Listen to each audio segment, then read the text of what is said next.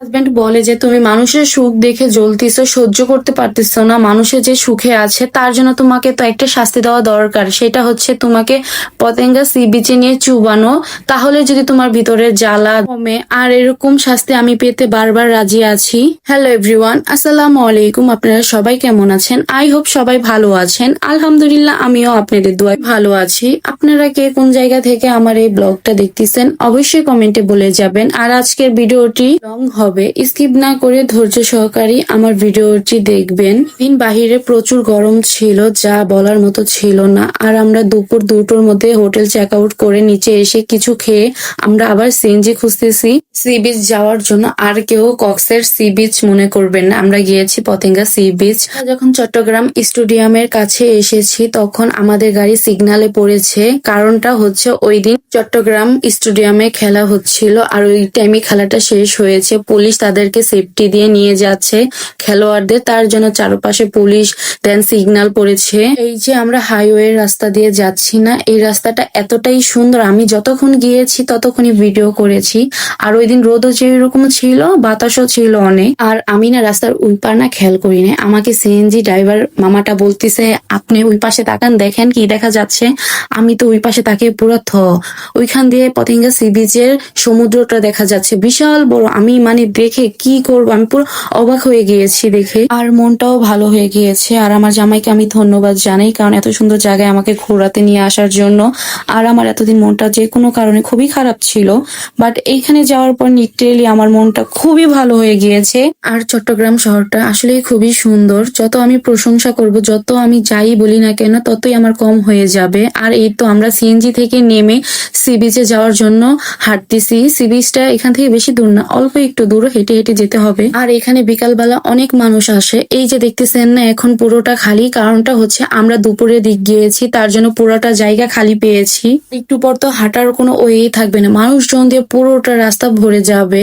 এখানকার মানুষদের একটা সুবিধা আছে, ওরা চাইলে যখন খুশি তখন এই পতেঙ্গা সি বিচে যেতে পারে। বাট আমরা তো ঢাকা থাকি, আমরা তো সহজে যেতে পারি না। এখন আমি লিটারেলি ভয়েস দিচ্ছি, আমার মন চাচ্ছে এখনো এই জায়গায় যে ঘুরে আসতে। আর এই তো আমরা সি বিচের কাছে একদম এসে পড়েছি, সমুদ্রটা দেখা যাচ্ছে। আমি এই সি বিচটা দেখার পরে একটা কথাই বলেছি আল্লাহর কাছে, যে আল্লাহ এই সমুদ্র সমান সুখী রেখো আমার আব্বু আম্মু ভাই বোন আত্মীয় স্বজন ফ্রেন্ড সার্কেল, এবং কি আমার শত্রুকেও তুমি সুখ দিও আল্লাহ। কখনো কাউকে অসুখী করে রেখো না আল্লাহ, সবার মনের মধ্যে শান্তির বসবাস করিয়া দাও। আমি এত সুন্দর করে সেজে গুজে গিয়েছি, কিন্তু কিছু করার নেই, এই গরমে সব আমার নষ্ট হয়ে গিয়েছে। আর সবচেয়ে ভালো একটা কাজ করেছি, সেটা হচ্ছে আমি এই গরমের মধ্যে কোনো ভারী জামা কাপড় না পরে একটা প্যান্ট আর একটা টি শার্ট পরে এসেছি।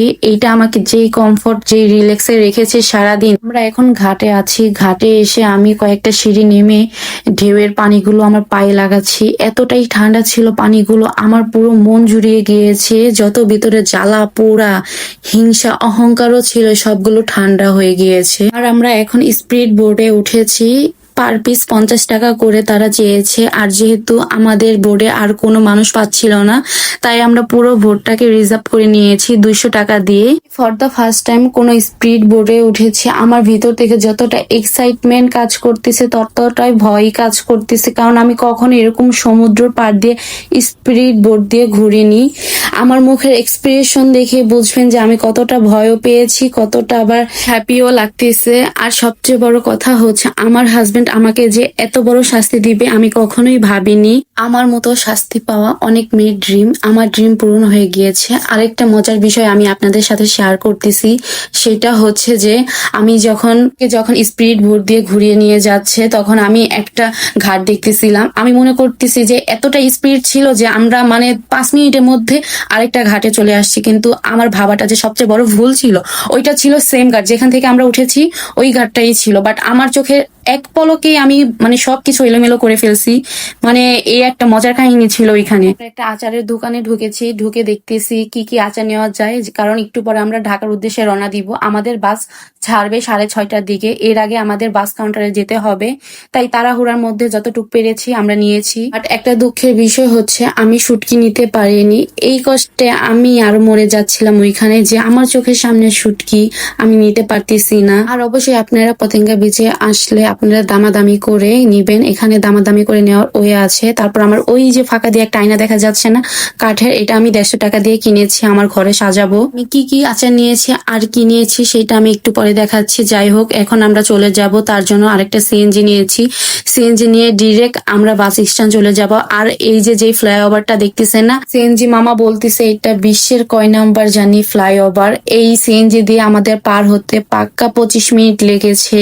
আর এই তো আমরা সৌদিয়া বাস স্ট্যান্ড এসে পড়েছি, টিকিট কাটবো আর টিকিট কেটে আমরা ঢাকার উদ্দেশ্যে রওনা দিব। সারাদিন ঘুরে আমার চেহারার অবস্থা খুবই বাজে হয়ে গিয়েছে, প্লিজ স্কিপ মাই ফেস। আমি বাসের জন্য ওয়েট করতেছি আর আমি কি কি কিনেছি তাই বলতেছি। ফার্স্টে দেখাবো, আমি বালাও চাও কিনেছি, প্রথমবারই কিনেছি, কখনো এর আগে কিনিনি।